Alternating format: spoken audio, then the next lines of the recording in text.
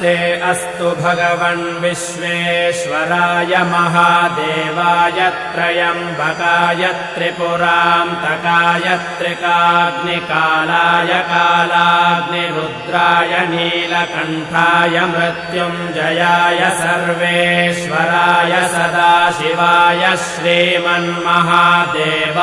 नमः। नमो हिरण्यबाहवे सेनान्ये दिशां च पतये नमो नमो वृक्षेभ्यो हरिकेशेभ्यः पशूनां पतये नमो नमः सस्पिञ्जराय द्विषीमते पथीनां पतये नमो नमो बभ्रुषाय विव्याधिनेन्नानां पतये नमो नमो हरिकेशाय योपवीतिने पुष्टानाम्